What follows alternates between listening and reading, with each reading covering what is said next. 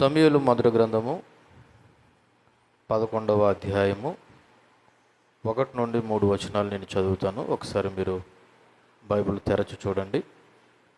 సమూయేలు మొదటి గ్రంథము 11వ అధ్యాయము 1 నుంచి 3 వచనాలు.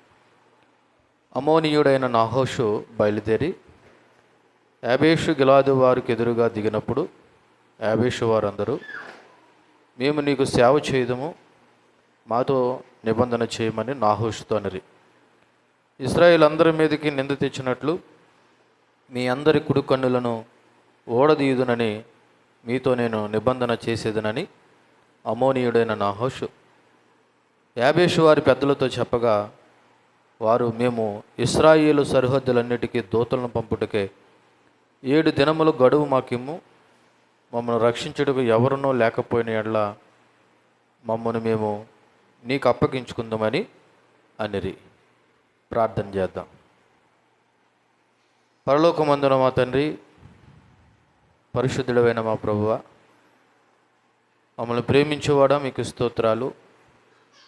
మరొక రోజు రాత్రి ఇలా సంఘంగా కూడి నీ ప్రియ కుమారుడైనటువంటి మా ప్రభు అయిన యేసుక్రీస్తును స్తుతించి ఆరాధించడానికి మీరు ఇచ్చిన ఈ గొప్ప అవకాశాన్ని బట్టి వందనాలు చెల్లిస్తూ, పరిశుద్ధాత్మ దేవుని యొక్క సహాయం ద్వారా నన్ను మమ్మలను మరొక మారు దర్శించి ఆకర్షించి విశ్వాసంలో బలపరచమని యేసుక్రీస్తు నామములో ప్రార్థన అడిగి వేడుకొంచున్నాం తండ్రి, ఆమేన్. ప్రియ సంగమా, ఇది చదవబడినటువంటి 11వ అధ్యాయము మొదటి 3 వచనాల యొక్క సందర్భాన్ని మనం చెప్పడానికి ముందు 10వ అధ్యాయంలో సమూయేలు సౌలు భక్తుడిని లేదా సౌలుని రాజుగా అభిషేకించిన వెంటనే జరిగినటువంటి సందర్భం. సౌలు రాజుగా అభిషేకించిన తర్వాత లేదా ఎంపికైన తర్వాత సౌలు యొక్క నాయకత్వాన్ని పరీక్షించే సమయం లేదా మొదటి సంక్షోభం అని చెప్పాలి. ఏటి యొక్క సంక్షోభం అంటే, అమోనీయుడైనటువంటి నాహోషు మరి యాబేషు గిలాదు వారి మీదకి వచ్చి లేదా ముట్టడి వేసి వాళ్ళందరినీ కూడా ఒక రకంగా ఓడించి వాళ్ళు కుడి కన్నులను తీసివేసి వాళ్ళందరి చేత సేవ చేయించుకొని ఒక రకంగా ఇశ్రాయేలు ప్రజలకి అవమానం కలుగు చేయాలనేది ఈ నాహోషు యొక్క రాజు యొక్క ఉద్దేశం.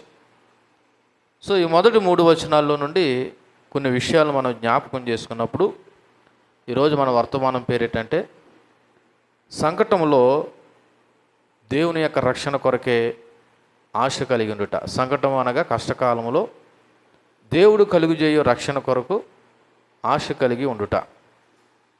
ఇక్కడ ఏమి సంకటం సంభవించింది, వీళ్ళు ఏం చేశారు అన్నదాన్ని ఒకసారి ఆలోచన చేస్తే ఇక్కడ 2 ప్రధానంగా, ఒకటి అమోనీయుడైనటువంటి నాహోషు అనబడుతున్న వ్యక్తి కనబడుతున్నాడు, రెండోది యాబేషు గిలాదు వారు అనబడుతున్న వారు కనబడుతున్నారు. వీరి యొక్క చరిత్ర, వీరి యొక్క పుట్టుపూర్వత్రాలు ఏటన్నది ఒకసారి ఆలోచన చేస్తే, మొదటగా అమోనీయుడైనటువంటి నాహోషు అని రాయబడినది. అంటే ఈ నాహోషు అనబడుతున్న వ్యక్తి లేదా ఈ రాజు ఎవడో, ఏ జాతి వాడంటే అమోనీయుడు. ఎవరు? అమోనీయుడు. ఈ అమోనీయులు ఎవరంటే ఒకసారి మనం ఆదికాండం దగ్గరికి వెళ్ళాలి. ఈ అమోనీయులు ఎవరు అన్న విషయాన్ని ఒకసారి మనం జ్ఞాపకం చేసుకోవాలంటే, ఆదికాండము 19వ అధ్యాయము 38వ వచనంలో, చిన్నది కూడా కుమారుని కని వానికి బెన్యామీను అని పేరు పెట్టెను, అతడు నేటి వరకు అమోనీయులకు మూలపురుషుడుగా ఎంచబడెను. అంటే ఇప్పుడు ఈ నాహోషు అనబడుతున్నవాడు ఎవరు సంతానం అంటే, ఓ రకంగా లోతు చిన్న కుమార్తె ద్వారా కన్నటువంటి సంతానం. ఎవరు? ఈ అమోనీయులు. ఇప్పుడు ఈ అమోనీయుడు, ఈ నాహోషు ఎవరితో యుద్ధం చేయాలనుకుంటున్నాడు అంటే, మరి యాకోబు సంతానంలో ఉన్నటువంటి ఇశ్రాయేలు ప్రజల చేత లేదా వారితో యుద్ధం చేయాలని మరి ఇతను ప్రయత్నం చేస్తూ ఉన్నాడు. ఇకపోతే యాబేషు గిలాదు వారు ఎవరంటే, ఒకసారి మనం సంఖ్యాకాండం దగ్గరికి వెళ్ళాలి. ఈ సంఖ్యాకాండము 32వ అధ్యాయం దగ్గరికి వెళ్ళినట్లయితే ఒకసారి ప్రారంభ వచనం చూస్తే, రూబీనీయులను గాదీయులకును అతి విస్తారమైన మందలుండును గనుక యాజేరు ప్రదేశమున గిలాదు ప్రదేశమున మందలకు తగిన స్థలం అని తెలుసుకుని వారు వచ్చే మోషేను యాజకుడుగా ఎలియాజరును సమాజ ప్రధానులతో ఆతారోతు, దీబోను, ఏజెరు, నిమ్రాను, యెష్బోను, ఏలేలే, షెబాబు, నేబో, బెయోను అను స్థలములు అనగా ఇశ్రాయేలుల సమాజం ఎదుట యెహోవా జయించిన దేశము మందలకు తగిన ప్రదేశం అని చెప్పి, నీ సేవకులమైన మాకు మందలు కలవు కాబట్టి మా ఎడల నీ కటాక్షం కలిగిన ఎడల మమ్మను యొర్దాను అద్దరికి దాటించకుండా నీ దాసులమైన మాకు ఈ దేశమును స్వాస్థ్యంగా ఇమ్మని ఎవరు అడిగారంట? రూబీనీయులు, గాదీయులు, తర్వాత మనషే అర్ధగోత్రం వారికి ప్రదేశం వచ్చింది. ఇది యొర్దాను నదికి తూర్పున ఉన్నటువంటి ప్రాంతం. ఎక్కడండి? యొర్దాను నదికి తూర్పున ఉన్నటువంటి ప్రాంతం. ఇప్పుడు యొర్దాను నది దాటిన తర్వాత కానాను ప్రాంతంలో కూడా ఇశ్రాయేల్ ప్రజలు ఉన్నారు. ఓ రకంగా చెప్పాలంటే యొర్దానికి ఇవతల ఉన్నారు, యొర్దానికి అవతల ఉన్నారు. ఇప్పుడు ఈ యాబేషు గిలాదు వారు ఇప్పుడు మనం చదవబడిన సంఖ్యాకాండం 32వ అధ్యాయంలో ఉన్నటువంటి వారు ఒకరేనా అంటే ప్రదేశాలు ఒకటే. గిలాద్ అనే ప్రదేశంలో యాబేషు అనేది ఒక పట్టణం. గిలాద్ అను ప్రదేశంలో యాబేషు అనేది ఒక పట్టణం. అందుకే వాళ్ళు ఏమన్నారంటే యాబేషు గిలాదు వారు అన్నారు. ఏమన్నారు? యాబేషు గిలాదు వారు. ఇప్పుడు ఈ నాహోషు అనబడుతున్నటువంటి అమ్మోనీయుడైనటువంటి వ్యక్తి ఇప్పుడు ఎవరి మీద యుద్ధం చేయడానికి వెళ్ళాడంటే ఈ గిలాదు ప్రాంతంలో ఒక పట్టణమైనటువంటి ఈ యాబేషు వారి మీదకి వెళ్ళాడు. మరి ఎందుకు వీళ్ళకింత అంటే ఇశ్రాయేలుల మీద ఈ యొక్క నాహోషుకి ఇంతకు పగ ఎందుకు అంటే ఏమో కానీ ఒక విషయం జ్ఞాపకం చేసుకుంటే ద్వితీయోపదేశకాండం 2వ అధ్యాయము 19వ వచనాన్ని ఒకసారి చదివితే, ద్వితీయోపదేశకాండము 2వ అధ్యాయము 19వ వచనం చదివితే 18వ వచనం, అమ్మోనీయుల మార్గం వెళ్ళినప్పుడు వారిని బాధింపవద్దు, వారితో యుద్ధం చేయవద్దు, యాల అనగా లోతు సంతానమునకు దానిని స్వాస్థ్యంగా ఇచ్చినందున అమ్మోనీయుల దేశంలో నీకు స్వాస్థ్యము ఇయ్యను అని ఇశ్రాయేలు ప్రజలతో చెప్పినటువంటి మాట. అంటే ఒక రకంగా చెప్పాలంటే ఇశ్రాయేలు ప్రజలు అమ్మోనీయులతో అనగా లోతు సంతానంతో ఏం పెట్టుకోవద్దన్నాడు దేవుడు? యుద్ధము లేదా గొడవ లేదా దెబ్బలాడుకోవద్దని చెప్పాడు మన భాషలో చెప్పాలంటే. అయితే కాలక్రమేణా ఇది సరిహద్దు ప్రాంతం అవడం వల్ల అమ్మోనీయులకి ఇశ్రాయేలు ప్రజలకి మాటిమాటికి ఏం జరుగుతున్నాయంటే యుద్ధాలు జరుగుతున్నాయి. ఒక రకంగా శత్రువులు అయిపోయారు. నేటి కాలంలో కూడా ఎక్కువగా సరిహద్దు ప్రాంతాలు ఉన్నవారికి ఏమొస్తాయంటే గొడవలు వస్తుంటాయి. అవతల పక్కలు బాగానే ఉంటారు, ఆ అవతల పక్కలు బాగానే ఉంటారు, కానీ ఇంటిని అనుకున్న వాళ్ళతో మాత్రం ఏదో సందర్భంలో ఏదో విధంగా సరిహద్దు సమస్య అనేది వస్తుంది. యొర్దాను నది తూర్పు పక్కన ఉన్నారు ఈ అమ్మోనీయులు, అదే తూర్పు పక్కన ఉన్నారు ఈ యాబేషు గిలాదు వారు. కాబట్టి వీళ్ళిద్దరూ దగ్గరగా ఉండి సరిహద్దు ప్రాంతాల సమస్యల వల్ల లేకపోతే శత్రుత్వం వల్ల వీళ్ళంటే వాళ్ళకి పడట్లేదు, వాళ్ళంటే వీళ్ళకి పడట్లేదు, వాళ్ళంటే వీళ్ళకి పట్టలేదు, వీళ్ళంటే వాళ్ళకి పట్టలేదు. పైగా ఈ యొర్దాను నదికి యువతల పక్కన 2.5 గోత్రాలు ఉన్నాయి.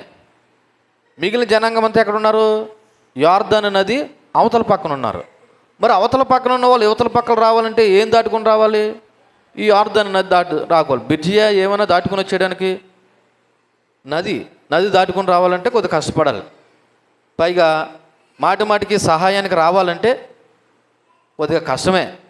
కాబట్టి ఒక రకంగా చెప్పాలంటే 2.5 గోత్రాలు ఈ యొర్దాను నది యువతల పక్కన ఉండిపోయింది. ఈ యొర్దాను నది యువతల పక్కన 2.5 గోత్రాలు ఉండిపోయాయి. కాబట్టి ఇటువంటి సందర్భంలో వీళ్ళు ఒంటరిగా ఉండిపోయారు. ఎవరు? ఈ 2.5 గోత్రాల వాళ్ళు. అందులోకి ఈ యాబేష్ అనేవారు ఇంకా ఒంటరిగా ఉన్నారు. వీళ్ళకి ఎవరికి దగ్గరగా ఉన్నారంటే అమోనీయులకు దగ్గరగా ఉన్నారు. కాబట్టి వీళ్ళు పోయి మొదటగా ఎవరితో యుద్ధం ఆడాలనుకుంటున్నారంటే ఈ యాబేషు ప్రాంతం అనబడుతున్న ఈ గిలాదు ప్రదేశంలో ఉన్న వారితో యుద్ధం చేయాలనుకున్నారు. ఇది నాహోషు యొక్క ప్లాను.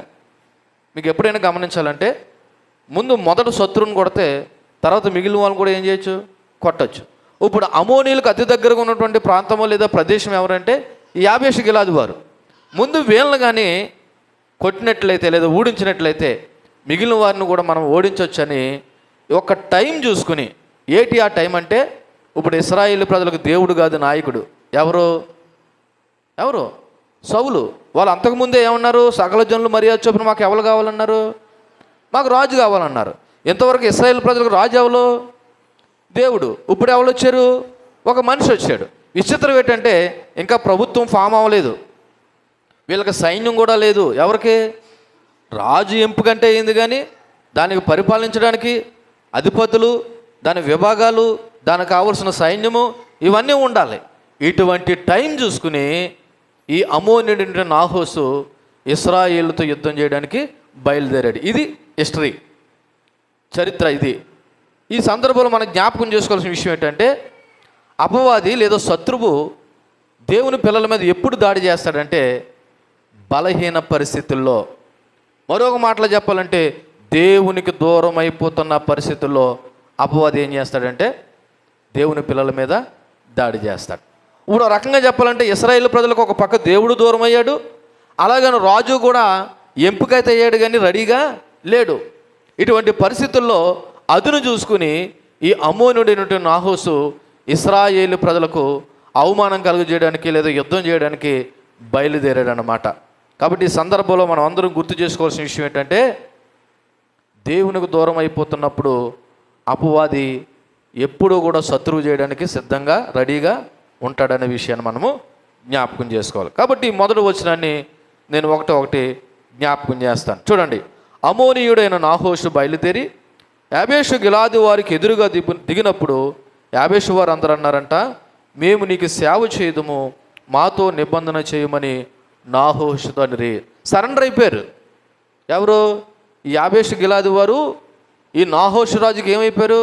లొంగిపోయారు. ఎందుకు లొంగిపోయారంటే వీళ్ళ దగ్గర బలం లేదు, పైగా వాళ్ళకి దగ్గరగా ఉన్నారు.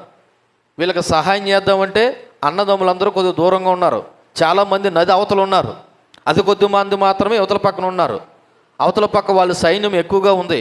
ఇటువంటి పరిస్థితుల్లో వీళ్ళు ఏమైపోయారంటే ఫస్ట్ సరెండర్ అయిపోయి మీకు సేవ చేస్తాము అని చెప్పి లొంగిపోయారు. అంతేకాదు మాతో ఒక నిబంధన చేయమని కూడా ఈ యొక్క యాబేషు గిలాదు వారు అడిగారు. కాబట్టి ఇక్కడ మొట్టమొదటిగా మరి శత్రువు ఎవడంటే అమోనీయులు. శత్రువు ఎవరు? అమోనీయుడు. అమ్మీయుడు అనబడుతున్నటువంటి ఈ యొక్క రాజు అనగా నాహోషు శత్రువు అన్నమాట. ఈ నాహోష్ అనే పేరుకి ఇబ్రూ భాషలో సర్పము అని అర్థం. ఏంటండి? సర్పము అని అర్థం. నిజానికి పేరుకు తగినట్టే ఇతడు చాలా క్రూరమైన మరియు మోసపూరితమైనటువంటి రాజు. వీరు యొర్దానికి తూర్పు వైపున నివసించేవారు. అదేవిధంగా ఈ యాబేషు గిలాదు వారు కూడా అదే యొర్దానికి అమోనీయుల దగ్గరగా ఉన్నటువంటి నగరమే ఈ యాబేషు గిలాదు అనబడుతున్న ప్రాంతం. అయితే ఇప్పుడు గమనించండి, ఈ నాహోషు యాబేషు గిలాదు పట్టణాన్ని అన్ని వైపులా చుట్టేసాడంట. అన్ని వైపులా చుట్టేసి బయట నుండి ఏ విధమైన సహాయము లోపలికి రాకుండా వీళ్ళని లొంగ తీసుకోవాలనుకున్నాడు. మీకు అర్థమయ్యే భాషలో చెప్పాలంటే, మనం ఉంటున్నటువంటి గ్రామానికి ఎన్ని మార్గాలు అయితే ఉన్నాయో అన్ని మార్గాలు క్లోజ్ చేసేసి లోపల ఉన్న వాళ్ళు బయటకు వెళ్లకుండా, బయట ఉన్న వాళ్ళు లోపల రాకుండా ఒక నెల రోజుల పాటు మనల్ని బంధించారనుకో, ఎవరి దగ్గర ఉన్న వాళ్ళవి వండుకుని తిన్న తర్వాత ఏం చేస్తారో తెలుసా? మల మాడి మాసైపోతారు. కారణం ఏంటి? ఈరోజు మనకు కావాల్సిన ఆహారము, నిత్యావసర సరుకులు ఇవన్నీ తెచ్చుకోవాలంటే ఎక్కడికి వెళ్ళాలా? బయటికి వెళ్ళాలా. బయటికి వెళ్ళాలంటే శత్రువు ఎదురు చూస్తున్నాడు. అంటే ఓ రకంగా చెప్పాలంటే యాబేషు గిలాదు వారిని ఈ అమోనీయుడి నుండి నాహోష్ ఏం చేశాడంటే వాళ్ళందరినీ ముట్టడి వేసి దిగ్బంధం చేసేసాడు అన్నమాట. కాబట్టి వీళ్ళు ఎటు బయటికి వెళ్ళలేని పరిస్థితి, అలాగని బయట వాళ్ళు లోపలికి కూడా రాలేని పరిస్థితి. ఇటువంటి పరిస్థితుల్లో వీళ్ళు ఏమి చేయాలో తెలియక, అయ్యా మీతో ఒక నిబంధన చేయాలనుకుంటున్నాం, మీతో ఒక నిబంధన చేయాలనుకుంటున్నాం. ఏంటంటే ఆ నిబంధన, ఇదిగో మీకు సేవ చేస్తాం. మీకు ఏం చేస్తాం? సేవ చేస్తాం. అంటే ఓ రకంగా చెప్పాలంటే మమ్మల్ని చంపకండి, బ్రతికినంతకాలం మీకు ఏం చేస్తాము?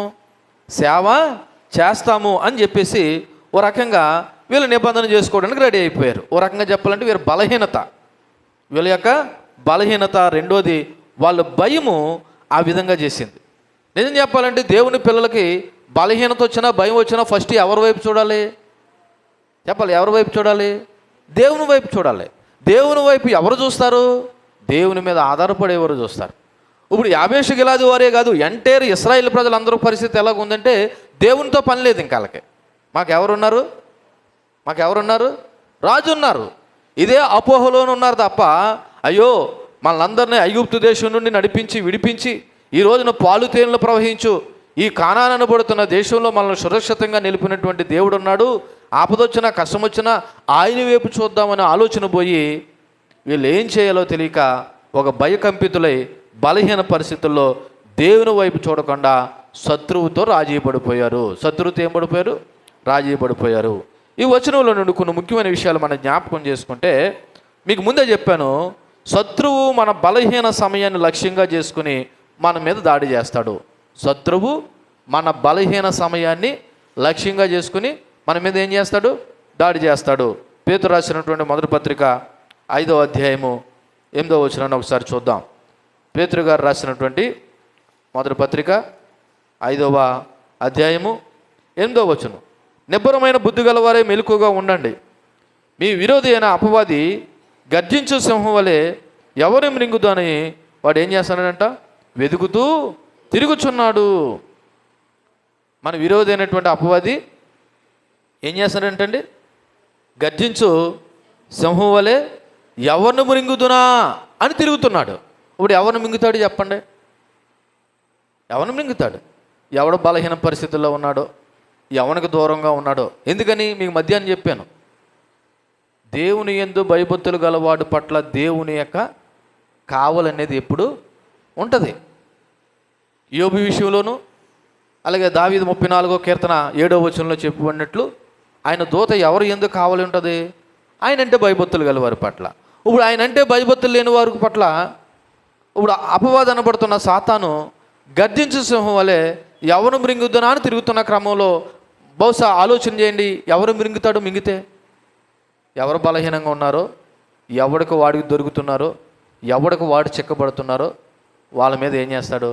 దాడి చేస్తాడు. ఈ రోజున చాలా కుటుంబాలు అపవాది యొక్క చేతుల్లోకి వెళ్ళిపోయాయి. చాలామంది యొక్క జీవితాలు అపవాది యొక్క చేతుల్లోకి వెళ్ళిపోయాయి.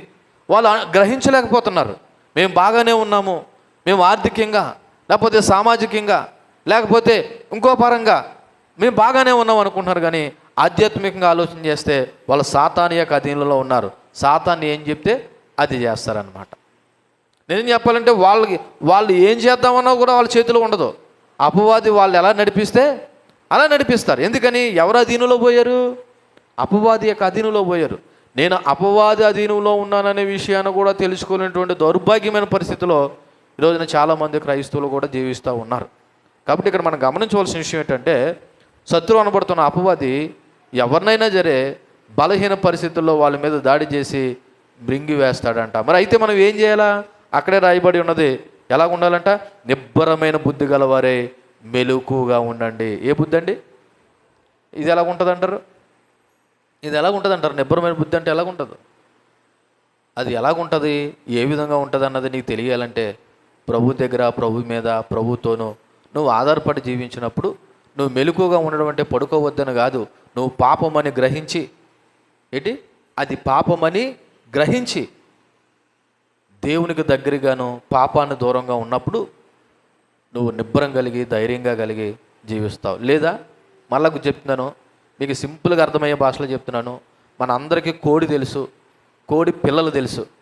చూడండి, అప్పుడప్పుడు మేత మేయడానికి బయటకు వచ్చినప్పుడు గ్రద్ద, ఇప్పుడు గ్రద్దలు కనపడతలేదనుకోండి, వాళ్ళ కాకైనా జరే పిల్లల్ని ఏ సమయంలో పట్టుకుపోదామని చూస్తుంది? మాట్లాడాలి. ఆ తల్లి పెట్టకి లేదా తల్లి కోడికి కొద్దిగా దూరంగా మేస్తే అదును చూసుకుని అణువు చూసుకుని ఎత్తుకుని పోదామని చూస్తుంది. అటువంటి ప్రయత్నంలో కొన్నిసార్లు అలా ఎత్తుకుని పోయే ప్రయత్నంలో పిల్లలు ఎక్కడికి వస్తాయి చెప్పండి? తల్లి దగ్గరికి వస్తాయి. అంటే తల్లి దగ్గర ఉన్నంతసేపు ఆ పిల్లలకి ఏంటంటే సేఫ్టీ. అదే తల్లి నిండు దూరం అయితే ఆ పిల్లలకి ప్రమాదం. సేమ్ నువ్వు దేవునికి దగ్గరగా ఉంటే నీకు సేఫ్టీ, దేవునికి దూరం అయ్యావా ఇది అపవాదన పడుతున్న సాతాను నిన్ను మృంగి వేస్తుందన్న విషయాన్ని మీరు జ్ఞాపకం చేసుకోవాలి. అది మీరైనా నేనైనా. చూడండి, యాబేషు గిలాది వారు బలహీనలైపోయారు, నిశ్చయస్థితులైపోయారు. అపవాదం అనబడుతున్నా లేకపోతే శత్రువు అనబడుతున్నా అమోనీయుడైనటువంటి నాహోషు ముట్టడి వేసేసాడు. వాళ్ళకి ఏం చేయాలో అర్థం అవ్వట్లేదు. అందుకే ఒక కమిట్మెంట్కి వచ్చేసారు. ఇదిగో మేము నీకు సేవ చేస్తాము, మేము మీకు అప్పగించేసుకుంటున్నాము అని చెప్పేసి మీతో ఒక నిబంధన చేయాలనుకుంటున్నామన్నారు. ఈ నిశ్చయ స్థితి కారణం ఏంటంటే వాళ్ళు రాజు అనబడుతున్న దేవుణ్ణి ఏం చేశారు? విడిచిపెట్టేశారు. ఈ రోజున క్రైస్తవులు అనబడుతున్న మనము కూడా మన దేవుడైనటువంటి వాడిని మనం విడిచిపెట్టి నువ్వు దూరంగా బ్రతికేవంటే గుర్తుపెట్టుకో, అపవాది కూడా నిన్ను మృంగి వేస్తున్నాడనే విషయం నువ్వు తెలుసుకోవాలి. ఇది మొదటగా. రెండోది, భయం వల్ల తప్పుడు నిర్ణయాలు తీసుకుంటామండి. కొన్నిసార్లు భయం వల్ల ఏ నిర్ణయాలు తీసుకుంటాం? తప్పుడు నిర్ణయాలు. ఎందుకు చేసిందమ్మా ఆ పని, ఎందుకు చేసిందమ్మా ఆ విధంగాను, ఎందుకు చేసిందమ్మా అంటే తప్పుడు నిర్ణయాలు ఎందుకు వచ్చేస్తాయంటే భయము. ఆ సమయంలో భయము ఏదో ఒకటి చేసేవాళ్ళనిపిస్తుంది. అందుకే భయం వల్ల ఇక్కడ కూడా యాబేషు గిలాదు వారు శత్రువుకు భయపడి ఏ నిర్ణయాలు తీసేసుకున్నారో తెలుసా? దేవుని మీద ఆధారపడకుండా, దేవుని సహాయాన్ని కోరుకోకుండా వాళ్ళతో రాజీకి వచ్చేసారు. ఎందుకు? వాళ్ళు ఎవరో మేలు కోరుకునేవారా, కీడు కోరుకునేవారా? అమ్మోనీయులు. శత్రువు. నువ్వు మిత్రుడితో అయినా రాజీకి రాగానే శత్రువుతో ఎప్పుడు రాజీకి రాకో. మేలు చేసేవారితో రాజీ పడు, కీడు చేసేవారితో నువ్వు ఏం పడొద్దు? రాజీ పడద్దు. వీళ్ళు ఎందుకు అలా రాజీ పడిపోయారంటే వాళ్ళలో ఉన్నటువంటి భయము తప్పుడు నిర్ణయాలకి నడిపించేసింది. వెంటనే వాళ్ళు దేని గురించి మాట్లాడుకున్నారంటే మీతో మేము ఒక నిబంధన చేయాలనుకుంటున్నాం అన్నారు. అందుకే మీ అందరికీ ఒక మాట హెచ్చరిక జ్ఞాపకం చేస్తున్నాను. కష్టాల్లో తొందరపడి తప్పుడు నిర్ణయాలు తీసుకోకండి. ఒక వ్యక్తి చెప్పిన మాట, సంతోషంలోనూ గొప్ప నిర్ణయాలు తీసేసుకోకు, అలాగని బాధలోనూ కూడా గొప్ప నిర్ణయాలు తీసేసుకోకు. అది మంచి అయినా చెడైనా బాధలోనూ తప్పుడు నిర్ణయాలు తీసేసుకుంటాం. ఒకసారి సంతోషం ఎక్కువైపోయి కూడా ఏ మాట పడితే ఆ మాట వాగ్దానం చేసేస్తాం. ఎప్పుడూ కూడా ఆలోచించి ఆతు చూసి మనం మాట ఇవ్వాలి. ఎందుకంటే మన మాట అవునంటే అవును, కాదంటే కాదన్నట్టుగా ఉండాలి.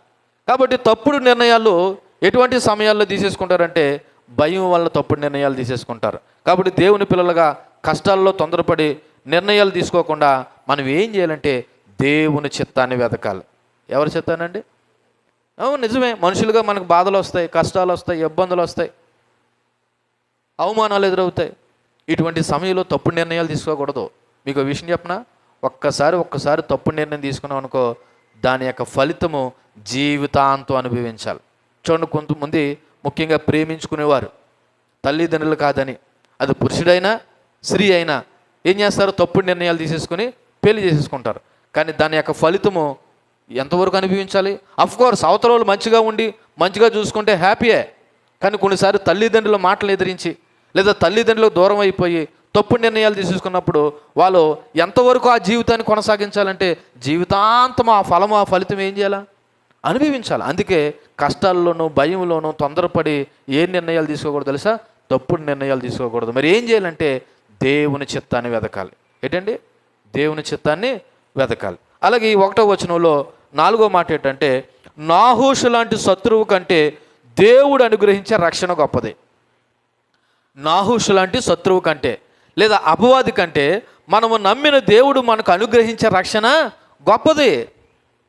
ఎందుకంటే మన దేవుడు అపవాది కంటే బలవంతుడు. నీకంటే నాకంటే బలవంతుడే ఎవరు? అపవాది. కానీ దేవుడి కంటే బలవంతుడు కాదు. అందుకే కష్టకాలంలో నువ్వు ఎవరి మీద ఆధారపడాలంటే దేవుని మీద ఆధారపడవాలి. ఎందుకంటే నాహూషు కంటే మన దేవుడు బలవంతుడు. కాబట్టి కష్టకాలంలో భయంతో శత్రువుతో రాజీ పడకుండా విశ్వాసంతో దేవుని మీద ఆధారపడినప్పుడు దేవుడు సరైన సమయంలో సరైన మార్గంలో సరైన రక్షణ అనుగ్రహిస్తాడు. నమ్మిన వారు దేవుని స్తోత్రం చెప్పండి. కష్ట సమయంలో నువ్వు శత్రువుతో రాజీ పడకుండా దేవుని మీద ఆధారపడితే దేవుడు సరైన సమయంలో సరైన మార్గంలో సరైన విధంగా మనకి ఏం అనుగ్రహిస్తాడు? రక్షణ అనుగ్రహిస్తాడు. అది ఏ రూపంలో ఏ విధంగా అన్నది మనం చెప్పలేకపోవచ్చు. కానీ ఆయన మీద ఆధారపడుతుంటే ఆయన తప్పకుండా మనకు రక్షణ అనుగ్రహిస్తాడు. ఇది 1వ వచనం. ఇకపోతే 2వ వచనం చదువుదాం. 11వ అధ్యాయం 2వ వచనం. ఇశ్రాయేలు అందరి మీదకి నింద తెచ్చినట్లు మీ అందరి కుడికొనులను ఓడదీయుదునని మీతో నేను నిబంధన చేసేదనని అమోనీయుడైన నాహోషు యాబేషు వారి పెద్దలతో చెప్పగా. వీళ్ళు ఏమన్నారు? 1వ వచనంలో, అయ్యా మీతో రాజీకి వచ్చేస్తున్నాము, మీతో నిబంధన చేసుకోవాలనుకుంటున్నాము, మేము ఓడిపోయాము, మమ్మల్ని ఏమీ చేయకండి, మేము మీకు సరెండర్ అయిపోతున్నామంటే ఈ నాహోష్ అనేవాడు ఏమన్నాడు తెలుసా? ఇదిగో మీ అందరు కుడి కన్నులు తీసివేసి ఎంటైర్ ఇశ్రాయేలు ప్రజలందరికీ ఏం కలుగు చేస్తాను తెలుసా? అవమానాన్ని కలుగు చేస్తానని చెప్పాడంట. అంటే ఇప్పుడు ఈ నాహోష్ యొక్క ఉద్దేశము యాబేషు గిలాదు వారిని ఒక్కరిని ఓడించడం కాదు, ఇశ్రాయేలు ప్రజలందరికీ ఏం తేవాలని? నింద తేవాలని, అవమానం తేవాలని. ఇది శత్రువు యొక్క ప్లాన్. గమనించండి, ఎప్పుడైనా కుటుంబంలోనైనా, జీవితంలోనైనా, ప్రజా జీవితంలోనైనా, సమాజంలోనైనా సాతానుగాడు నింద ఒకరితో పనీడు, మొత్తం కుటుంబానికి కానీ లేదా సమాజానికి కానీ దాని యొక్క ప్రభావం ఎంతో కొంత బయట వారి మీద కూడా ఏం చేస్తుంది? పడుతూ ఉంటుంది. కాబట్టి ఇక్కడ అపవాది యొక్క లక్ష్యం ఎప్పుడు కూడా ఒకరిని ఇద్దరిని కొట్టాలని కాదు, సమూహాన్ని పాడు చేయాలని ఉంటుంది వాడి ఉద్దేశం ఎప్పుడు కూడా. ఇప్పుడు నాహోష్ అనబడుతున్న వ్యక్తి యొక్క ఉద్దేశం ఏంటంట? కేవలం వీళ్ళ యొక్క యుద్ధంలో వీళ్ళని ఒక్కరినే జయించడం కాదు, వీళ్ళు కుడుకన్ను ఊడబీకి ఎంటైర్ ఇశ్రాయేల్ ప్రజలకు అందరికీ ఏం తేవాలని చూస్తున్నాడంట? నింద. ఎందుకు కుడుకొనినే తీస్తానన్నాడు అన్నది ఒకసారి ఆలోచన చేస్తే, ఒకసారి నా వైపు చూడండి మీరు అందరూ. యుద్ధంలో ఎడం చేత్తో డాలు పెట్టుకుంటారు, కుడి చేత్తో ఏం పెట్టుకుంటారు? కత్తి పెట్టుకుంటారు. ఈ ఎడం చేత్తో డాలు పెట్టుకునే సమయంలో ఆల్మోస్ట్ ఆల్ ఎడం కొన్నంతా ఈ డాల్ ఏం చేస్తుందంటే కనపడనీదు. ఇంకెటు వచ్చినా మిగిలిందేంటి? కుడుకొన్ను. ఈ కుడుకొన్నుతోతే అతను కుడి చేతిలో ఉన్న కత్తితో ఏం చేయాలా? యుద్ధం చేయాలి. అంటే ఎడం కన్ను లేదని కాదు, ఎడం కన్ను ఉంది, కానీ ఈ డాలు పెట్టుకునే క్రమంలో ఎడం కన్ను కనపడడానికి అవకాశం లేదు. ఎటు వచ్చినా సైనికుడికి కనబడేది ఏంటి? ప్రధానంగా కుడుకొన్ను. ఇప్పుడు కుడుకొన్ను కానీ తీసేస్తే వీళ్ళు రకంగా అవమానపరిచినట్లు ఉంటుంది. మరలా జీవితంలో ఎప్పుడు కూడా మన మీద తిరుగుబాటు చేయకుండా ఉంటాడా అనేది ఈ నాహోష్ యొక్క కుట్ర ప్లాను. అందుకే మనము అపవాది తంత్రాలు ఎరిగిన వారమే ఉండాలని చెప్తూ ఉంటాడు దేవుడు. ఎవరి తంత్రాలంట? అపవాది తంత్రాలు ఎరగాలి మనం. వాడు ఎన్నో కుట్రలు పన్నుతాడు, ఎన్నో కుతంత్రాలు పన్నుతాడు. దేవుని పిల్లలుగా వాడి తంత్రాలు ఎరిగి మనం ఏం చేయాలంటే బ్రతకాలి. కాబట్టి ఇక్కడ నాహోష్ యొక్క ఉద్దేశము కేవలం యాబేషు గిలాదు వారిని ఒక్కరినే ఓడించడం కాదు, ఎంటైర్ ఇశ్రాయేల్ ప్రజలకు అందరికీ అవమానం తీసుకురావాలని వాళ్ళందరి కుడుకొన్నులను నేను ఊడదీయదునని చెప్పేసి చేస్తే ఇటువంటి నిబంధన చేస్తానన్నాడంట వాళ్ళతోటి. ఎవరితోటి? యాబేషు గిలాదు వారితో. వీళ్ళు ఏమంటున్నారు? అయ్యా మేము లొంగిపోతున్నాము, రాజీ పడిపోతున్నాము, బ్రతికినంతకాలం మీకు సేవ చేస్తాము, మమ్మల్ని చంపకుండా మహోప్రభు అంటే ఈ నాహోష్ అనేవాడు ఏమంటాడో తెలుసా? ఇదిగో మీ అందరి కుడుకొన్నులు నేను తీసివేస్తాను, మీ అందరిని బట్టి ఇశ్రాయేల్ ప్రజలకు నేను ఏం కలుగు చేయాలనుకున్నానంటే నింద అవమానాన్ని కలుగు చేయాలనుకుంటాను అంటున్నాడు. ఇది వీడి చేయబోయేటువంటి నిబంధన లేదా ఒప్పందం. ఈ వచనం నుండి కూడా మనం జ్ఞాపకం చేసుకుంటే శత్రువు పెట్టినటువంటి అవమానకరమైన షరతు. మొదటి వచనంలో శత్రువు దాడి చేశాడు యాబేషు గిలాదు వారి మీద. ఈ రెండవ వచనంలో శత్రువు అనబడుతున్న నాహోషు పెట్టినటువంటి అవమానకరమైన షరతు ఏంటంటే వాళ్ళు కుడుకన్ను పీకివేయడం. ప్రాచీన కాలంలో సాధారణంగా యుద్ధము ఓ రకంగా యుద్ధంతో జరుగుతూ ఉండేది, హింసతో జరుగుతూ ఉండేది. ఇక్కడ ఈయన రెండు ఉద్దేశాలతో కుడుకొని తీసేస్తానన్నాడు. మొదటిది ఇశ్రాయేల్ ప్రజలందరికీ అవమానం కలుగజేయాలనుకుంటే, రెండోది వీళ్ళు సైన్యపరంగా బలహీనపరచాలని. ఎందుకంటే కుడుకొని లేనివాడిని యుద్ధంలో తీసుకోరు, కుడుకొని లేనివాడిని యుద్ధంలో తీసుకోరు, ఉపయోగం లేదు. కాబట్టి ఒక పక్క ఇశ్రాయేల్ ప్రజలకు నింద కలగాలి, మరొక పక్క వీళ్ళు ఎప్పుడూ కూడా జీవితంలో సైన్యంలో పాల్గొనకూడదనేది ఇక్కడ నాహోష్ యొక్క ఉద్దేశము. కాబట్టి ఇక్కడ నాహోష్ కేవలం గెలవడం మాత్రమే కాదు, ఇశ్రాయేల్ జాతి మొత్తానికి భయాన్ని మరియు అవమానాన్ని కలిగించడం. ఒక రకంగా చెప్పాలంటే వారి గౌరవాన్ని తగ్గించి ఎలాగ తగ్గించాలనుకున్నాడు తెలుసా? మిమ్మల్ని రక్షించడానికి మీ దేవుడు కానీ మీ కొత్త రాజు కానీ ఏమీ చేయలేడు అనేది నాహోష్ యొక్క ఉద్దేశం. మీ దేవుడు మిమ్మల్ని ఏమీ చేయలేడు, ఇదిగో మీకు కొత్తగా ఎంపిక చేసుకున్నా లేదా ఎన్నుకున్నా మీ రాజు కూడా ఏమీ చేయలేడు. ఎందుకంటే ఇందాక చెప్పాను కదా, అప్పటికే ఇశ్రాయేల్ ప్రజలు రాజు అయితే కోరుకున్నారు, ఎంపిక అయింది, కానీ వాళ్ళకి ఇంకా నడిపించడానికి ప్రభుత్వం కానీ సైన్యం కానీ లేదు. ఓ రకంగా చెప్పాలంటే వారి నాయకత్వాన్ని సవాలు చేస్తూ వారి ఆత్మగౌరవాన్ని దెబ్బతీయడమే నాహోష్ యొక్క లక్ష్యము ఇక్కడ రెండవ వచనంలో కనబడతా ఉంది. ఇప్పుడు మనం కూడా ఆధ్యాత్మికంగా ఆలోచన చేస్తే అపవాది నిన్ను నన్ను కూడా ఆధ్యాత్మికంగా గురుడితనం కలిగజేయాలని చూస్తాడు. ఎలాగండి? ఏంటండి? అక్కడ నాహోషు ఇశ్రాయేల్ ప్రజల యొక్క కుడుకొని తీసేయాలని చూశాడు. కుడుకొని ఎందుకు తీయాలనుకున్నాడు? ఒకటి అవమానం కలిగి చేయడానికి, రెండోది వాళ్ళు యుద్ధంలో ఎప్పుడు కూడా ఇక పాల్గొనలేరు. అలాగే అపవాది నేటి కాలంలో కూడా మనల్ని ఎలా మార్చేశాడు తెలుసా? ఆత్మీయ గుడ్డితనం కలిగిన వారిగా మార్చేశాడు. కనులు ఉంటాయి, కానీ ఈ కనులతో దేవుణ్ణి చూడలేము, మనుషుల్లో ఉన్నటువంటి ప్రేమని కూడా మనము చూడలేము. పేరుకి కనులు కలిగిన వారమే, పేరుకి కనులు కలిగిన వారమే, కానీ దేవుణ్ణి, దేవుని ప్రేమను కూడా చూడలేనటువంటి ఆత్మీయ గురుడితనంతో చాలామంది క్రైస్తవులు ఉంటారు. ఒకసారి ఆలోచన చేస్తే కొరింథీయులకు రాసినటువంటి 2వ పత్రిక 4వ అధ్యాయము 4వ వచనం చూడండి. కొరింథీయులకు రాసిన 2వ పత్రిక 4వ అధ్యాయం 4వ వచనంలో, దేవుని స్వరూపమైన క్రీస్తు మహిమను కనుపరిచి సువార్త ప్రకాశము వారికి ప్రకాశింపకుండా నిమిత్తము ఈ యుగ సంబంధమైన దేవత అవిశ్వాసులైన వారి మనోనేత్రాలకి ఏం కలుగజేశాడంట? గురుడితనం కలుగజేశాడంట. ఏంటంట గురుడితనము? అక్కడ రాయబడినమాట, దేవుని స్వరూపై ఉన్న క్రీస్తు మహిమను చూడలేనటువంటి గురుడితనం. అంటే మీరు అనుకోవచ్చు, అంటే దేవుణ్ణి చూడలేనటువంటి మహిమ అని అనుకోవచ్చు. అంటే ఆయన బాహ్య రూపం గురించి కాదు మాట్లాడుతుంటా, దేవుని యొక్క మహిమ, ఆయన గొప్పతనం, లేకపోతే ఆయన గుణాలు ఈ రోజున క్రైస్తవులు గ్రహించలేని, గౌరవించలేని, పాటించలేనటువంటి ఆత్మీయ గుడ్డివాళ్ళుగా ఈ యుగ సంబంధమైన దేవత అంటే ఎవరు? అపవాది అవిశ్వాసులైన వారికి ఏం కలిగజేశాడంట? గురుడితనం కలిగి. విశ్వాసమైన వాడు నిజంగా దేవుని మీద ఆధారపడతాడు, దేవుడే వాడికి మార్గం. దావీదు ఏమంటాడు? నీ వాక్యమే నా పాదములకు దీపము, నా త్రోవలకు వెలుగు. అంటే విశ్వాసులు ఎలాగా దేవుని యొక్క మార్గంలో నడుస్తారు? దేవుని సరెండర్లో అవుతారు. ఎటు వచ్చిన అవిశ్వాసులు అంటే ఎవరండి? పేరుకి విశ్వాసులే కానీ ఇంకా పూర్తిగా దేవుని మీద ఆధారపడలేని వాళ్ళు. ఇటువంటి వారిని ఎవరు నడిపిస్తున్నారంటే ఇప్పుడు చెప్పాలి ఈ యుగ సంబంధమైన దేవత. అందుకే నీకు మధ్య అని చెప్పాను కదా కొంత ఏమని, వీళ్ళు ఇంకా ప్రభువుని నమ్మి ఇంకా ఎందుకు అలా బ్రతుకుతున్నారు, ఇంకా వాళ్ళు ఎందుకు అలా జీవిస్తున్నారు, ఎందుకు ఇంకా వాళ్ళు అన్యాచారాలు పాటిస్తున్నారు, ఎందుకు ఇంకా ఈ లోక పద్ధతులు పాటిస్తున్నారంటే వాళ్ళు ఇంకా ఎలా ఉన్నారంటే అవిశ్వాసులుగా ఉన్నారు. వాళ్ళని ఎవరు నడిపిస్తున్నారంట? ఎవరు నడిపిస్తున్నారు? సాతాను. వాళ్ళు ప్రభువునే నమ్ముకున్నారు. వాళ్ళు ఎవరు నమ్ముకున్నారు? అసలు అవిశ్వాసులని ఎవరు అంటారు చెప్పండి? అవిశ్వాసులని ఎవరిని అంటారు?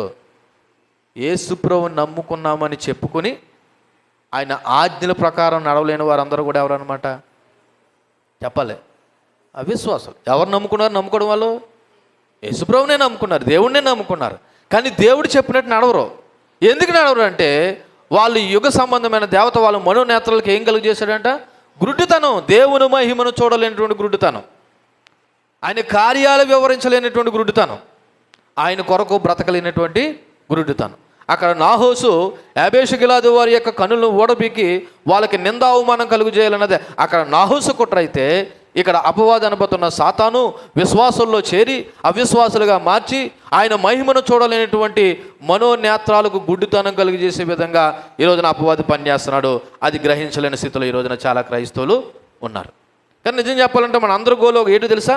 ఎఫెసీయులకు రాసిన పత్రిక 12వ అధ్యాయం 2వ వచనం. ఎబ్రీయులకు రాసిన పత్రిక 12వ అధ్యాయము 2వ వచనం చూస్తే, లేదా 1-2 వచనాలు చూస్తే, ఎంత గొప్ప సాక్షి సమూహం మేఘం వలె మనల్ని ఆవరించి ఉన్నందున మనము కూడా ప్రతి భారాన్ని సులువుగా చిక్కులు పెట్టు పాపాన్ని విడిచిపెట్టి విశ్వాసమునకు కర్తయు దాన్ని కొనసాగించువాడైన ఎవరి వైపు చూడాలంటండి? ఎవరి వైపు చూడాలంట? యేసు వైపు చూడాలంటే నీకేముండాలి? ఈ కనులు కాదు, ఆత్మీయ నేత్రాలు ఉండాలి. మరి ఈ కనులో ఉంటే యేసు వైపు చూడగలుగుతుంటే గుడ్డోల పరిస్థితి ఏంటి? అంటే భౌతికంగా నిజంగా గుడ్డోలు ఉంటారు కదా, కళ్ళు లేని వాళ్ళు, పుట్టుకతో గుడ్డోలు లేదా కళ్ళు పోయిన వాళ్ళు ఉంటారు కదా, మరి వాళ్ళ ఈ పరిస్థితి ఏంటి? మరి ప్రభువును చూడలేని పరిస్థితి. వాళ్ళు భౌతికంగా కన్నులు లేకపోవచ్చు కానీ ఆత్మతో వాళ్ళని ఎవరు చూడగలుగుతారు? దేవుని చూడగలుగుతారు. అందుకే ఇప్పుడు మనము యేసు వైపు చూసే కనులు అంటే ఏంటనుకుంటున్నారు? ఈ కనబడే భౌతికమైన కనులు కాదు, ఆత్మీయ నేత్రాలు. ఈ ఆత్మీయ నేత్రాలు ఈ రోజున చాలామందికి కనులు ఉన్నాయి, కానీ దేవుని చూడలేనటువంటి పరిస్థితి. ఈ భౌతికమైన కనులున్నా ఎవరిని చూడలేకపోతున్నారు? దేవుని చూడలేకపోతున్నారు. ఇక్కడ మనం చెప్తున్న మాట ఏంటంటే మనము కూడా ప్రతి విధమైనటువంటి సులువుగా చిక్కులు పెట్టు పాపాన్ని విడిచిపెట్టాలంట, విశ్వాసాన్ని కర్తయు దాన్ని కొనసాగించువాడని యేసు వైపు చూడాలంట. యేసు వైపును చూడాలంటే నీకు ఏ కనులు ఉండాలి? ఏ కనులు ఉండాలి? ఆత్మీయ నేత్రాలు ఉండాలి. ఇదేంటంటే మామూలు కళ్ళద్దాలంటే తెలుసు, కానీ ఈ ఆత్మీయ నేత్రాలు ఎక్కడి నుంచి తెచ్చుకోమంటారంటే, ఇదిగో నీ ఆత్మీయ నేత్రాలు వెలిగించే దేవుడి యొద్దకు వస్తే ఆయనే నీ ఆత్మీయ నేత్రాలు తెరుస్తాడు. అందుకే నువ్వు ఎవరి వైపు చూడాలంట? యేసు వైపు చూడాలి. ఎవరి వైపు చూడాలి? యేసు వైపు చూడడం అంటే మీ ఇంట్లో ఉన్న ఫోటో అంక చూడడం కాదు. కొంతమంది ఏం చేస్తున్నారు తెలుసా, అవిశ్వాసులైన క్రైస్తవులు ఉదయాన్నే లేసి ఫోటోకి నమస్కారం చేసే వాళ్ళు ఉన్నారు. క్యాలెండర్ దగ్గర పోయి ఆ రోజు వాక్యం చదివేసి ఈ రోజు మొత్తం బైబిల్ అంతా చదివేసినట్టు ఫీల్ అయిపోయే వాళ్ళు కూడా ఉన్నారు. ఇది కాదు భక్తి అంటే. యేసు వైపు చూడడం అంటే ఇది కాదు. ఆయన ఏమి మనకు ఆజ్ఞాపించాడో ఆ ప్రకారంగా జీవించడం యేసు వైపు చూడడం అంటే. దేవునికి మహిమ కలుగును గాక. అందుకే ఎపిసీలు రాసిన పత్రిక 1వ అధ్యాయము 18వ వచనం కూడా చూడండి. ఎపిసీలు రాసిన పత్రిక 1వ అధ్యాయము 18వ వచనం 17. మరియు మీ మనోనేత్రాలు వెలిగింపబడినందున ఆయన మిమ్మల్ని పిలిచిన పిలుపు వలనైన నిరీక్షణ ఎట్టుదో, పరిశుద్ధుల్లో ఆయన స్వాస్థ్యం యొక్క మహిమైశ్వర్యం ఎట్టుదో, ఆయన క్రీస్తునందు వినియోగపరిచిన బలాతిశయమును బట్టి విశ్వసించు మన యందు ఆయన చూపుచున్న తన శక్తి యొక్క అపరిమితమైన మహిమత్వం ఎట్టుదో మీరు తెలుసుకోవడం వలనని మన ప్రభువైన యేసుక్రీస్తు దేవుడును మహిమాశ్వర్యపు తండ్రి తను తెలుసుకున్నట్టు యందును మీకు జ్ఞానమును ప్రత్యక్షత గల మనసును అనుగ్రహించినట్లు నేను నా ప్రార్థన యందు మిమ్మల్ని గురించి ఏం చేస్తున్నాను, విజ్ఞాపన చేస్తూ ఉన్నాను. ప్రారంభ వచనంలో ఉంది 17వ వచనంలో మీ మనోనేత్రాలు వెలిగింపబడినందున. ఏ నేత్రాలు అంటే అండి? మనసు, మనోనేత్రాలు ఇవి వెలిగింపబడాలండి. శారీరకంగా గుడ్డోడు అయినా పర్లేదు, కానీ ఈ మనోనేత్రాలు వెలిగింపబడితే నువ్వు ఎవరిని చూడగలుగుతావు తెలుసా? యేసుని చూడగలుగుతావు. ఈ మాట నేను ఎందుకు చెప్పాను? ఈ నాహోష్ అనబడుతున్నవాడు యాబేషు గిలాదు వారి యొక్క ఏం తీసేస్తానంటున్నాడు? మీ అందరు కుడి కన్నులు తీసేస్తా. ఎందుకు కుడి కన్నులు తీసేస్తానంటున్నాడు? ఒకటి, ఇశ్రాయేలు ప్రజలకు అవమానం కలిగజేయడానికి. 2, వీళ్ళు ఎప్పుడు కూడా మరలా యుద్ధంలో పాల్గొనకుండా ఉండడం. అంటే ఒక రకంగా ఓ కన్ను ఉన్నా జరే వీళ్ళకి ప్రయోజనం లేదు. అలాగే ఈ రోజున క్రైస్తవులు బాహ్య సంబంధమైన కన్నులు ఉన్నా జరే మనోనేత్రాలు వెలిగింపబడకపోతే ఇక అపవాది నిన్ను నన్ను అంటే ఎవరైతే ఆయన సరెండర్లో ఉన్నాడో వాళ్ళు నడిపించేస్తాడు. కాబట్టి ఇప్పుడు ఏ కన్నులు ఉండాలి నీకు? మనోనేత్రాలు తెరవబడాలి. కాబట్టి సాతాను లేదా శత్రువుతో రాజీ ఎల్లప్పుడూ నష్టమే.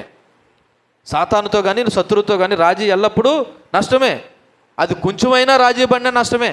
అందుకే యోహాను సువార్త 10వ అధ్యాయం 10వ వచనంలో, యోహాను సువార్త 10వ అధ్యాయము 10వ వచనం చూడండి. 10వ అధ్యాయం 10వ వచనంలో దొంగతనమును హత్యను నాశనం చేయడానికి వచ్చిన కానీ మరి దేనికి రాడు. దొంగ ఎందుకు వస్తాడు? మన ఇంట్లో ఉన్న వాటిని ఏమైనా దొంగలించకుండా కాపలా కాయడానికి వస్తాడా? లేదా బాగా చూసి రాత్రంతా మనల్ని బాగా చూసి కనిపెట్టుకుని ఏమీ నష్టం చేయకుండా వస్తాడా? దొంగ ఎందుకు వస్తాడండి? అయితే దొంగతనం చేయడానికి వస్తాడు, లేదా హత్య చేయడానికి వస్తాడు. ఎందుకని? ఈ శత్రువు పని. అలాగే నువ్వు శత్రువుతోనూ అపవాదితోనూ రాజీ పడ్డావు అనుకో, ఆడు నీకు ఎప్పుడు మేలు చేయడు. ఏం చేస్తాడు చెప్పండి? ఏం చేస్తాడు? నష్టమే, కీడే చేస్తాడు. అందుకే నేను ఏం చెప్పానంటే, మీరు ఏమి ఆలోచిస్తున్నారంటే మీరు ఎవరితో రాజీ పడుతున్నారు? సాతానుతోనా, అపవాదితోనా, శత్రువుతోనా? అయితే వాడిని మీకు ఏం కలుగు చేస్తాడు చెప్పనంటారా? ఏం చేస్తాడు? నష్టమే కలుగు చేస్తాడు. నిజ దేవుని కాదని దూరం అయితే ఎవరిని కాదని? ఇప్పుడు ఇశ్రాయేలు ప్రజలు ఎవరు కాదని మాకు ఎవరు కావాలన్నారు? సకల జనులు మరియు చెప్పిన మాకు రాజు కావాలన్నారు. అలాగే నీ జీవితంలో నా జీవితంలో కూడా నిజ దేవుని కాదని దూరం అయితే ఇంకా శత్రువులు బలపరచబడతారు. ఇప్పుడు ఈ నాహోష్ అనేవాడు ఇశ్రాయేలు ప్రజల మీదకి యుద్ధం రావడానికి కారణం ఏంటో తెలుసా? ఒకటి, వాళ్ళు ఆధ్యాత్మికంగా దేవుని దూరం అయ్యారు. రెండోది, కొత్తగా రాజు రెడీగా లేడు. పేరుకైతే అభిషేకింపబడ్డాడు కానీ ఆయన దగ్గర ఇంకా ఏమీ లేదు, సైన్యం లేదు. దీనికి కారణం ఏంటో తెలుసా? వాళ్ళు దేవునికి దూరంగా ఉండడం. అందుకే నువ్వు దేవుని కానీ దూరం అయితే శత్రువు బలపరచబడతాడు. అంటే ఏంటి తెలుసా? శత్రువు బలాన్ని పుంజుకొని నీ మీదకి ఏం చేస్తాడు? యుద్ధం చేయడానికి వస్తాడు. కాబట్టి మనం ఏం చేయాలి తెలుసా? ఈ లోక సంబంధమైన అపవాదిని ఎదిరించడానికి ఆత్మీయ దృష్టి కలిగిన వారమే ఉండాలి. దేవునికి మహిమ కలుగును గాక. ఏంటండి? ఆత్మీయ దృష్టి. చెప్పాను కదా, మనం యేసు వైపు చూడాలి, ఆయన మహిమను చూడాలి, మన మనోనేత్రాలు వెలిగింపబడాలి. అలా వెలిగింపబడాలంటే నువ్వు ప్రభు యొక్క శరణు కోరుకోవాలి. చివరిగా ఈ 3వ వచనాన్ని చెప్పి నేను ముగిస్తాను. చూడండి, 3వ వచనం ఏమని రాయబడి ఉన్నది? యాబేషు వారి పెద్దలతో చెప్పగా వారు అనగా యాబేషు వారు అన్నారంట, మేము ఇశ్రాయేలు యొక్క సరిహద్దులన్నిటికీ దూతలను పంపుటకే 7 దినముల గడువు మాకిమ్ము, మమ్మల్ని రక్షించుటకి ఎవరు లేకపోయినా మమ్మల్ని మేము ఏం చేసుకుంటాము? నీకు అప్పగించుకోదామని చెప్పారంట. ఇక్కడ ఈ వచనంలో మరి యాబేషు గిలాదు ప్రజల యొక్క పరిస్థితి, వారి ఆశ దేవుని యొక్క రక్షణ మార్గం ఎలా సిద్ధమైందన్న విషయాన్ని మనకు 3వ వచనం చెప్పబడుతుంది. ఓ రకంగా చెప్పాలంటే సహాయం కోసం ఎదురు చూసిన యాబేషు గిలాదు వారు దేనికోసం ఎదురు చూశారు? సహాయం కోసం. ఏమంటున్నారు తెలుసా? అయ్యా మాకు 7 రోజులు టైం ఇవ్వండి. ఈలోగా మా ఇశ్రాయేలు గోత్రాలు ఉన్నాయి కదా, 12 గోత్రాలని మేము కబురు పెట్టుకుంటాం, మేము వర్తమానం పంపించుకుంటాం. ఇదిగో పలానా అమోనీయుడైనటువంటి నాహోషు అను రాజు మమ్మల్ని ఈ విధంగా చేస్తానంటున్నాడు, మా తరపున మా పక్షాన్ని వచ్చి మీరు ఏమైనా యుద్ధం చేస్తారా చెయ్యండి, లేదనుకో 7 రోజుల్లో మా మిత్రులు అనగా మా తోబుట్టులు కానీ రాలేదనుకో మేమే మీకు వచ్చి ఏమైపోతాము, సరెండర్ అయిపోతాం. మీరు కుడుకనేది తీసేస్తారో ఎడంకొనేది తీసేస్తారో ఇక మీ ఇష్టం అని చెప్పేసి కొద్ది తెలివిగా వీళ్ళు ఎన్ని రోజులు టైం అడిగారంటే 7 రోజులు టైం అడిగారు. యాబేషు పెద్దలు 7 రోజులు టైము కోరారు. తొందరపడి నిర్ణయం అయితే తీసుకున్నారు, కానీ స్టార్టింగ్లో ఓ రకంగా కొద్దిగా ఇక్కడ వివేకాన్ని చూపించారు. కొద్దిగా ఏం చూపించారు? వివేకాన్ని చూపించారు. ఎందుకు తెలుసా? వాళ్ళు అన్నమాట, మమ్మల్ని రక్షించుటకు ఎవరును రాకపోయిన ఎడల మమ్మల్ని మేమే మీకు ఏం చేసుకుంటాం తెలుసా? అప్పగించుకుంటాము. అంటే ఇశ్రాయేలులు అందరూ ఏకమైతే రక్షణ కలుగుతుందని యాబేషు గిలాదు వారికి ఎక్కడో చిన్న నమ్మకం. ఏంటి మా తోబుట్టువులు అందరూ, మా 12 గోత్రాల వారు అందరూ ఏకమయ్యి ఈ అమోనీయుడి నుండి నాహోషు మీద కానీ యుద్ధానికి వస్తే మేము తప్పకుండా ఎలాగైనా గెలుస్తామని ఒక చిన్నపాటి ఆశ ఉంది. అందుకే వాళ్ళు 7 రోజులు టైము కోరారు. కాబట్టి ఈ వచనంలో మనం కూడా ఆలోచన చేస్తే ఓ రకంగా 7 రోజులు టైం ఇవ్వమని అడగడానికి కారణం ఏంటంటే ఈ టైంలో ఇశ్రాయేల్ అంతటా వాళ్ళు ఏం పంపిస్తారంట? దూతలను పంపి సహాయం కోరాలని వారి ఉద్దేశం. దూతలను పంపి సహాయం కోరాలని వారి ఉద్దేశం. అలాగే ఇక్కడ నాహోషు కూడా తెలివి తక్కువతనం, అహంకారం కూడా కనబడ్డది. ఏంటి ఆ తెలివి తక్కువతనం, అహంకారం అంటే వీళ్ళకి ఎలాగా రాజు లేడు, ఒకవేళ ఉన్న వాళ్ళ దగ్గర ఏమి లేదు, సైన్యము లేదు.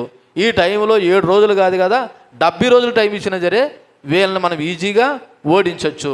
ఎందుకంటే వీళ్ళ దగ్గర ఎవరు వెనకాల వచ్చే వాళ్ళు ఎవరో కూడా లేరు అనేది ఓ రకంగా చెప్పాలంటే ఇది నాహోషు యొక్క అభిప్రాయము. కానీ గొప్ప విషయం ఏంటో తెలుసా? ఇటువంటి షరతులతో కూడిన కష్టకాలంలో కూడా దేవుడు సౌలు ద్వారా అద్భుతం చేశాడు. దేవునికి మహిమ కలుగును గాక. ఇటువంటి షరతులతో కూడిన కష్టకాలంలో కూడా దేవుడు సౌలు ద్వారా ఏం చేశాడు? అద్భుతాన్ని చేశాడు. యాబేషు గిలాదు వారిని రక్షించడానికి మార్గాన్ని తెరిచాడు.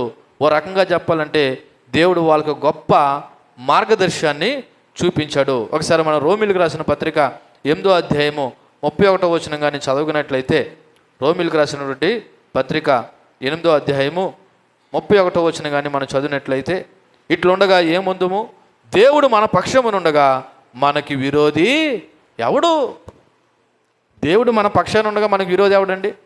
ఇలా గుర్తుపెట్టుకోండి. అపవాది వెనకాల 99 మంది కాదు కదా, 9999 మంది ఉన్న నీ పక్షాన దేవుడు ఒక్కడుంటే చాలు. ఇక దేవుణ్ణి ఎదిరించి నీకు హాని చేసేవాడు ఎవడో కూడా ఉండడు. ఇక్కడ నాహోషు చాలా తక్కువ అంచనా వేశాడు. 7 రోజులు టైమే కదా, ఏం చేద్దారో చూద్దాం అని చెప్పేసి ఊకెట్టాడు. కానీ 7 రోజుల టైంలోనే దేవుడు గొప్ప అద్భుతం చేసి ఈ యాబేషు గిలాదు వారికి గొప్ప రక్షణ మార్గం చూపించాడు. మన ప్రారంభంలో చెప్పాను కదా, మన అంశం పీరియడ్ తెలుసా? సంకటంలో అనగా కష్టకాలంలో దేవుని మీద ఆశ కలిగి ఉంటే ఆయన తప్పకుండా నీకు ద్వారాలు తెలుస్తాడు, రక్షణ అనుగ్రహిస్తాడు. దేవునికి మహిమ కలుగును గాక. కాబట్టి ఈ వచనంలో ఉన్న కొన్ని ముఖ్యమైన విషయాలు కూడా జ్ఞాపకం చేసుకుంటే, మొదటగా ఈ యాబేషు గిలాదు వారికి ఎక్కడో చిన్నపాటి ఆశ ప్రార్థన ఉంది. చిన్నపాటి ఆశ ప్రార్థన ఉంది. ఈ రోజున దేవుని పిల్లగా నువ్వు కూడా కష్టకాలంలో ఉంటే, ఏ కాలంలో ఉంటే అది ఇప్పుడైనా ఎప్పుడైనా కష్టకాలంలో ఉంటే తక్షణమే అపవాదికి లొంగిపోకుండా దేవుని సహాయాన్ని కోరుకో, దేవుని వైపు చూడు, దేవుని మీదే ఆధారపడు. నువ్వు ఎప్పుడు మనుషుల మీద ఆధారపడద్దు. మనుషులు సహాయం చేసినా ఏదో రోజున తప్పకుండా దెప్పి పొడుస్తారు. మళ్ళీ నీకు పలానా టైంలో పలానా మేలు చేశానని నీకు గుర్తు చేస్తారు. కానీ దేవుని మీద ఆధారపడ్డావు అనుకో, అని నిన్ను దెప్పు పొడవడు, మళ్ళా నిన్ను ఇబ్బంది పెట్టడు. కానీ అపవాదికి సాతానికి లొంగిపోయి వెంటనే నువ్వు రాజీ పడిపోకుండా దేవుని వైపు చూడండి, దేవుని సహాయాన్ని కోరుకోండి. ఈ యాబేషు గిలాదు వారు ఆ పనే చేశారు. ప్రారంభంలో లొంగిపోయినట్టు కనిపించినా వాళ్ళు తిరిగి మీ అందరు కుడుకొనులు పీకేస్తామని చెప్పినప్పుడు వీళ్ళు కొద్ది వివేకంగా ఆలోచించి మాకు 7 రోజులు టైం ఇవ్వండి అని అడగడం గల కారణం ఏంటంటే వాళ్ళకి ఎక్కడో చిన్న ఆశ ఉంది. ఇశ్రాయేల్లో ఎవరో కూడా మనకు కూడా రాకుండా ఉంటారా, మన పక్షాన్ని యుద్ధం చేయకుండా ఉంటారా అనేది ఆనాడు యాబేషు గిలాదు వారి యొక్క ఆశ అయితే, ఈ రోజున ఏ మనుషుడు మన వెనకాల రావద్దు, మన దేవుడు మనకు ఒకటి ఉంటే చాలు. చదివాం కదా, దేవుడు మన పక్షాన్ని ఉండగా విరోధి ఎవడు. ఈ రోజున చాలామందికి కొన్నిసార్లు వాళ్ళ యొక్క బలము, వాళ్ళ యొక్క ధనము, లేదా వాళ్ళ యొక్క రాజకీయ ప్రాబల్యంతో ఉంటే ఉండొచ్చు. మీకు మొన్నటి దినాన్ని గుర్తు చేశాను, దేవుడు అన్యాయం అయిపోతున్న వారి పక్షాన తప్పగా ఉండి ఏం చేస్తాడు, తీర్పు తీరుస్తాడు, వాళ్ళకు తోడుగా నిలబడతాడు. కాబట్టి కొన్నిసార్లు వాళ్ళకి బలమే ఉండొచ్చు, కొన్నిసార్లు వాళ్ళకి ధనమే ఉండొచ్చు, కొన్నిసార్లు వాళ్ళకి రాజకీయ ప్రాబల్యమే ఉండొచ్చు. కానీ దేవుడితో పెట్టుకున్నప్పుడు లేదా దేవునికి వ్యతిరేకంగా జీవిస్తున్నప్పుడు ఎంతటి వాడైనా లొంగుబాటు కావాల్సిందే. కాబట్టి దేవుని పిల్లలుగా కష్టకాలంలో ఉన్న, దుఃఖకాలంలో ఉన్న, నష్టంలో ఉన్న, వ్యాధుల్లో ఉన్న, బాధలో ఉన్న, ఇదిగో చిన్న ప్రార్థన చేసి, ప్రభా నేను అపవాదికి లొంగిపోకుండా, రాజీ పడిపోకుండా మీ మీద ఆనుకుంటాను లేదా మీ వైపు చూస్తున్నానని ప్రార్థన చేయాలి. రెండవది ఇక్కడ సమూహం యొక్క ఏకత్వము. ఏంటి సమూహం యొక్క ఏకత్వం అంటే, ఈ యాబేషు గిలాదు వారి యొక్క ఆశ ఏంటో తెలుసా? ఇదిగో మేము దూతలు పంపినప్పుడు ఈ 12 గోత్రాల నుండి ఎవరు మా పక్షాన్ని రాకుండా ఉంటారా అంటే వాళ్ళ ఆశ ఏంటో తెలుసా? తప్పకుండా ఎవరో ఒకరు వస్తారు. ఓ రకంగా చెప్పాలంటే ఈ 12 గోత్రాల వారు కలిస్తే ఆ అమోనీలు ఎంతండి, ఆ నాహూషి ఎంతండి అని వీళ్ళ ఆలోచన. అంటే ఇక్కడ మనం అర్థం చేసుకోవాల్సిన విషయం ఏంటో తెలుసా? ఏకత్వం అనేది ఎప్పుడూ మేలే. ఏకత్వం అనేది ఎప్పుడూ కూడా మేలే. ఎందుకని? కష్టం ఒకరు కలిగితే మిగిలిన వాళ్ళు ఏం చేయాలి తెలుసా? సహాయపడాలి, ఎదుర్కోవాలి ఆ కష్టాన్ని. ఓ రకంగా చెప్పాలంటే సంఘం అంటే అది అర్థం. మీరు ఏమనుకున్నారు తెలుసా? సంఘం అంటే కూర్చుని 4 పాటలు పాడేసి చిన్న ప్రార్థన చేసేసి పాస్టర్ గారు చెప్పిన వాక్యాన్ని వినేసి వెళ్ళిపోవడం అనుకుంటున్నారు సంఘం అంటే. సంఘం అంటే అది కాదు అసలు అర్థం. సంఘం అంటే వచ్చి ఒకరితో ఒకరు సహవాసం చేసుకొని, కష్టాలు పంచుకొని, నీ గురించి నేను ప్రార్థన చేసి, నా గురించి నువ్వు ప్రార్థన చేసి, కొంత టైం స్పెండ్ చేసి, ఒకరి సంతోషాలు ఒకరి దుఃఖాలు పాలు పంపులు పొందుకొని అందరం కలిసి దేవుని స్తుతించి వెళ్ళాలి. అది ఆరాధన. కానీ నేటి ఆరాధన అంటే ఏం అర్థమైంది? 4 పాటలు పాడేశారు పాస్టర్ గారు, లేకపోతే మనం పాడేసాము, పాస్టర్ గారు ఏదో ఒక పావుగంట అర్ధగంట వాక్యం చెప్పేశారు, నాకు వచ్చిన ప్రార్థన చేసుకుని వెళ్ళిపోయాను, ఈరోజు గొప్ప ప్రార్థన చేసేసాను, ఇదే సంఘం అనుకుంటారు. సంఘం అంటే అది కాదండి. ఒకళ్ళ కష్టాన్ని ఒకళ్ళు పంచుకోవడం, ఒకళ్ళ సంతోషాన్ని ఒకళ్ళు పంచుకోవడం, ఒకళ్ళ బాధను ఒకళ్ళు పంచుకోవడం, ఒక దుఃఖాల్లో లేకపోతే అది మేలైనా కీడైనా అందరం కలిసి ఐకమత్యంగా ఉండడమే సంఘం. అర్థమైంది అనుకుంటాను.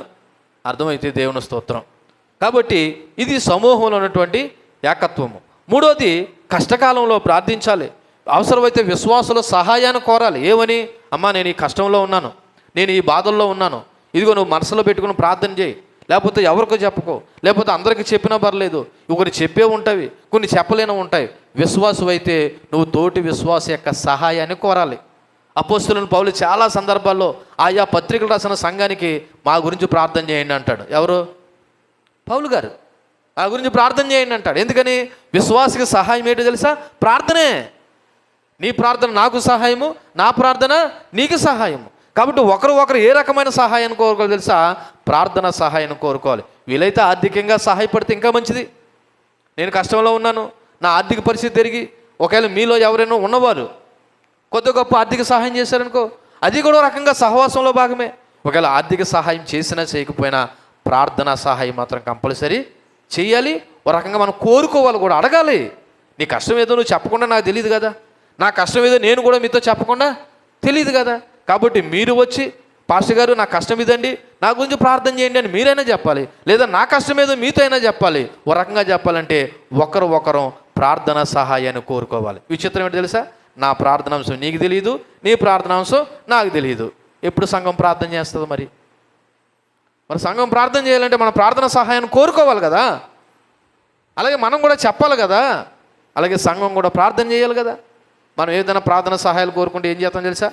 మా పిల్ల త్వరగా నీళ్ళేసుకోవాలని ప్రార్థన చేయండి, మా కొడుకు త్వరగా పెళ్ళి అవ్వాలని ప్రార్థన చేయండి, లేదా మా అమ్మాయికి త్వరగా జాబ్ రావాలని ప్రార్థన చేయండి. ఇంతే తప్ప ఇదిగో నన్ను అపవాది నన్ను శోధిస్తున్నాడు, ఇదిగో నన్ను పాపంలో పడవేయాలని చూస్తున్నాడు, లేకపోతే ఈ ధన వ్యామోహం కలిగి ఉన్నాను, లేదా ఈ స్త్రీ వ్యామోహం కలిగి ఉన్నాను, లేదా ఈ పాప వ్యామోహం కలిగి ఉన్నాను, వీటి నుండి తప్పించబడాలని ఓ అక్క, ఓ చెల్లి, ఓ తమ్ముడు నా గురించి ప్రార్థన చేయండి అని ఈ రకమైన ప్రార్థన సహాయాన్ని కోరతామా? కోరం.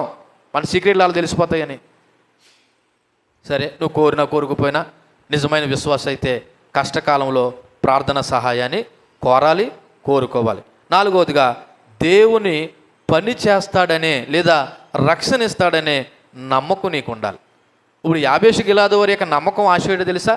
ఏదో రూపంలో ఈ 12 గోత్రాల నుండి ఎవరో ఒకరు వచ్చి మాకు ఏం చేయకుండా పోతారు, సహాయము చేయకుండా పోతారా? అలాగే నువ్వు నేను కూడా, దేవుడు కూడా నా జీవితంలో తప్పకుండా పని చేయకుండా పోతాడా? లేదు లేదు, ఆయన తప్పకుండా ఏం చేస్తాడు, నా జీవితంలో పని చేస్తాడు అని నమ్మాలి. అది నీకు కనిపించకపోయినా సరే, ఆయన సహాయం ఏ రూపంలో ఉంటుందన్నది తెలియదని చెప్పాను కదా, ఎవరి ద్వారా జరుగుతుంది అన్నది తెలియదని చెప్పాను కదా.